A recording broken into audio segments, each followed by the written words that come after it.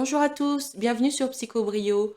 Aujourd'hui, nous allons passer à la troisième partie de la série sur l'estime de soi. On a vu précédemment ce qu'était l'estime de soi et les différents facteurs qui pouvaient déterminer que l'on avait une faible estime de soi. Aujourd'hui, nous allons parler de l'impact de l'estime de soi et aussi nous allons essayer de voir quelques points pour voir comment est-ce que l'on peut améliorer l'idée que nous avons de nous-mêmes, notre estime de soi. Mais avant de commencer, si vous ne l'avez pas déjà fait, n'hésitez pas à appuyer sur la cloche de notification. Comme ça, vous serez informé à chaque fois que je télécharge une nouvelle vidéo. Et aussi, n'hésitez pas à vous abonner. Donc, troisième partie de la série sur l'estime de soi. D'abord, on va voir que l'estime de soi, l'une des manières dont ça se manifeste, c'est que la personne qui a une faible estime de soi essaie de plaire aux autres.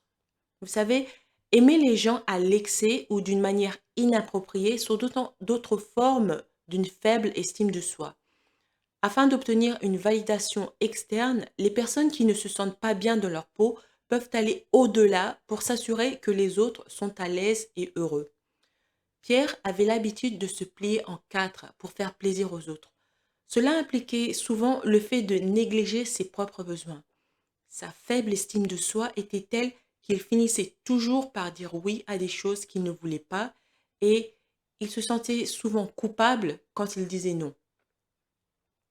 Donc là, on voit que l'une des manières que l'on peut détecter qu'une personne a une faible estime de soi, c'est une personne qui meurt d'envie de plaire aux autres. Ce n'est pas naturel de plaire aux autres d'une manière excessive. Oui, il faut aider les autres et tout ça, mais pas au point où vous vous videz vous-même, où vous en faites trop. Donc, la recherche suggère qu'il existe de nombreux effets d'une faible estime de soi. Par exemple, avoir un faible niveau d'estime de soi est lié à un certain nombre de problèmes de santé. Ces problèmes de santé peuvent être l'anxiété, les troubles de l'alimentation, la détresse émotionnelle, la dépendance à Internet, les troubles paniques, les comportements à risque, les troubles de l'anxiété sociale, les consommations de drogues illégales et le stress. La faible estime de soi de Pierre avait même joué un rôle dans le développement de certains problèmes de santé mentale qu'il a eu, comme par exemple l'anxiété et la dépression. Par conséquent, il était plus susceptible d'être à risque d'avoir des pensées suicidaires. Un autre effet d'une faible estime de soi est que Pierre trouvait plus difficile d'atteindre ses objectifs et de former des relations saines et solidaires. Cela le rendait aussi plus sensible à la critique et au rejet. Là où quelqu'un avec une haute estime de soi est susceptible d'être en mesure de se débarrasser des commentaires négatifs, quelqu'un qui a une idée de lui-même négative pourrait le prendre plus personnellement. Cela peut également rendre les personnes ayant des problèmes d'estime de soi plus susceptibles d'abandonner lorsqu'elles sont confrontées à des défis ou à des obstacles. Ce sont des gens qui pourraient se dire, par exemple, ce n'est pas la peine que j'essaye, je suis nul de toute façon, j'y arriverai pas. J'ai parlé dans une de mes précédentes vidéos de Marjorie. Sa mère faisait tout ce qu'elle pouvait pour rabaisser l'estime de soi de sa fille. Donc elle lui disait continuellement à quel point elle était bête. À tel point que c'est rentré dans la psyché de Marjorie. Et quand Marjorie était adulte, elle n'a jamais appris à conduire pendant des années parce qu'elle pensait qu'elle était trop bête pour ça. Quand elle a finalement appris à conduire, elle avait plus de 30 ans. Donc vous imaginez tout le temps qu'elle a perdu, qu'elle aurait pu avancer sa vie, en tout cas faciliter son existence si elle savait conduire. Malheureusement, ces comportements, c'est-à-dire de faible estime de soi, ces comportements où l'on se rabaisse nous-mêmes, ben, ce sont des comportements qui ont tendance à se retourner contre nous si on fait ça. On a vu ça dans le cas de Marjorie. Elle se rabaissait elle-même, elle pensait qu'elle était trop bête. Comment est-ce que son comportement s'est retourné contre elle? Eh bien, elle a perdu des années et des années de sa vie à attraper le bus, le métro, etc. Alors que si elle avait eu une voiture, ça aurait facilité son existence grandement.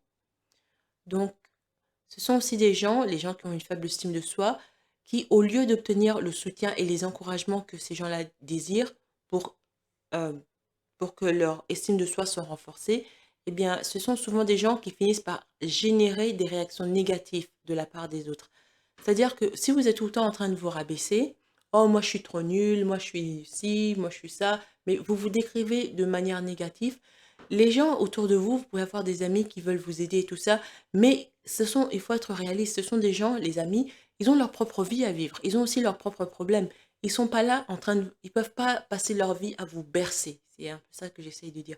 Vous devez être responsable de votre propre existence. Vous ne pouvez pas, ça peut pas être la responsabilité de votre meilleur ami ou de vos camarades de classe, de vos professeurs, etc., etc. Ok, si vous aviez par exemple un conjoint ou un membre de votre famille, voire un collègue, un patron, qui vous rabaisse, ça c'est son opinion. Son opinion ne signifie pas que c'est la réalité. Vous, vous devez lui prouver, ou plus particulièrement, vous devez vous prouver à vous-même que cette personne a tort. Quand quelqu'un vous dit vous êtes bête, vous devez vous prouver à vous-même que vous n'êtes pas bête. Comment? Eh bien, ça dépend quel genre de challenge vous allez vous fixer. Mais en tout cas, même si vous n'avez pas de challenge particulier dans la tête, vous devez vous dire que cette personne dit du mal de vous comme ça, c'est son opinion. Il a le droit de dire ça, il a le droit de penser que vous êtes bête, personne ne lui interdit, c'est pas contre la loi. Mais vous aussi, vous avez le droit de dire que ce n'est pas vrai, vous avez le droit de penser que ce n'est pas vrai, et vous avez le droit aussi de démontrer par vos actions que ce n'est pas vrai. En tout cas, si vous ne pouvez pas démontrer par vos actions, pensez à ma vidéo sur le rocher gris. Le rocher gris, ouais, c'est très important.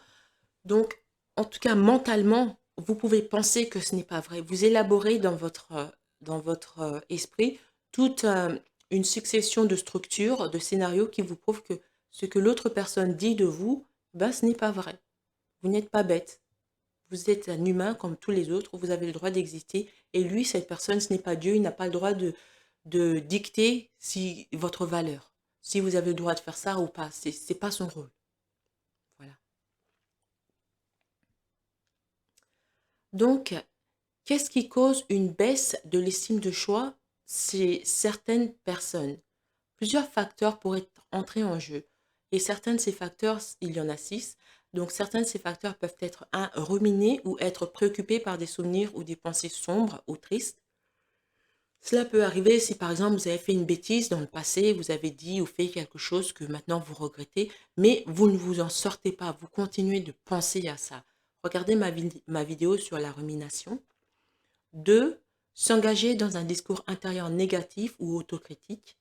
3. Avoir un trouble de santé mentale. 4. Faible niveau de résilience. Le niveau de résilience, c'est le niveau, la résilience, comment est-ce que je peux dire? C'est votre faculté à endurer et à continuer de réussir malgré la persécution, malgré les problèmes. Donc, vous avez un faible niveau de résilience. 5. La capacité d'adaptation inadaptée. Et 6. Rumination, pensée obsessionnelle à autre chose, à une chose. Certaines études établissent un lien entre une forte utilisation des médias sociaux et une faible estime de soi chez les adolescents. Cependant, d'autres avertissent que l'utilisation des médias sociaux en général n'a pas toujours cet effet. Au lieu de ça, c'est plus une question de but derrière l'utilisation. Par exemple, si vous utilisez Facebook pour vous sentir aimé, vous allez finir par être dépressif parce que vous allez mentalement essayer de collectionner les likes. Or, vous postez une photo de vous et vous n'avez eu que 5 likes, alors que vous avez, disons, 200 amis, entre guillemets. Et dans ces 200, seulement 5 ont aimé votre photo. Ça va vous rendre, ça va vous rendre dépressif. Mais si vous utilisez Facebook pour échanger des idées, et ça, on voit souvent ça dans les groupes Facebook. D'ailleurs, j'ai un groupe Facebook, il y a Psycho le groupe Facebook, que je vais continuer, enfin, je vais commencer vraiment à m'y mettre à fond. Je pense que je vais commencer la semaine prochaine, hein, à commencer à poster vraiment des trucs. Vous pouvez commencer à vous inscrire, enfin, ouais, c'est ça, c'est s'inscrire, s'abonner à Psycho le groupe Facebook. C'est intéressant, vous en apprendrez beaucoup sur la psychologie, en particulier les narcissismes. Donc, si vous vous vous impliquez dans un groupe, c'est un lieu où vous échangez des idées. C'est beaucoup plus simple. Vous ne vous attendez pas à être aimé, mais vous partagez vos intérêts avec des personnes qui partagent les mêmes idées. Donc, l'impact de ce partage peut être beaucoup plus positif. La santé physique et l'apparence sont des facteurs supplémentaires qui contribuent à une faible estime de soi. Par exemple, une vidéo a révélé que le fait d'avoir des dents qui manquent ou une carie dentaire qui n'a pas été traitée peut contribuer négativement à votre estime de soi. Donc, si vous pensez que euh, votre physique n'est pas à la hauteur, n'est pas ce que la société où vous vivez s'attend à voir, vous pouvez avoir une faible estime de vous-même. Ce que vous pouvez faire, c'est bon, améliorer votre physique. Vous savez, avec le physique, il n'y a que tant qu'on peut faire. Rester propre, soigner, avec des dents propres, des cheveux qui brillent, des cheveux qui sentent bon, vous portez des vêtements décents, etc. Même si vous faites tout ça et que quelqu'un ne vous aime pas, eh ben c'est tout, hein. C'est pas la peine de vous plier en quatre pour plaire à cette personne. Sachez que dans la vie, on ne peut pas plaire à tout le monde. Quelqu'un qui plaît à tout le monde, c'est quelqu'un qui n'existe pas. C'est quelqu'un qui n'est pas encore né. Il n'y a personne, absolument personne qui existe, qui plaît à tout le monde. Donc, il faut accepter ça. Donc, comment est-ce que vous pouvez faire face à une faible estime de soi? Donc, j'ai déjà donné quelques points. Par exemple, quand j'ai parlé des médias sociaux, par exemple sur Facebook, si vous postez des images dans le but d'être aimé, vous risquez d'être déçu. Ou si vous allez dans les groupes Facebook avec des gens qui partagent vos intérêts et vous postez euh, des posts, comment on appelle ça? Vous postez vos intérêts, ça c'est l'impact va être un peu plus positif. Par exemple, si vous allez dans les groupes Facebook sur les mangas et vous échangez des idées sur tel manga et tel manga, ça va être un peu plus positif. Bon, je dis les mangas, ça peut être la cuisine, le jardinage, etc., hein. Moi, je vous encourage à la psychologie parce que c'est ce que je fais. Je vous encourage à aller sur Psychobrio sur Facebook. Vous devez vous concentrer sur des choses meilleures. Passez un peu de temps chaque jour à vous concentrer sur des pensées positives et pleines d'espoir. Vous devez remarquer les petites choses pour lesquelles vous êtes bonne. Par exemple, si vous êtes bon en cuisine ou cette recette particulière dans la cuisine, vous êtes bonne ou en tout cas vous la faites bien, eh bien, c'est bien.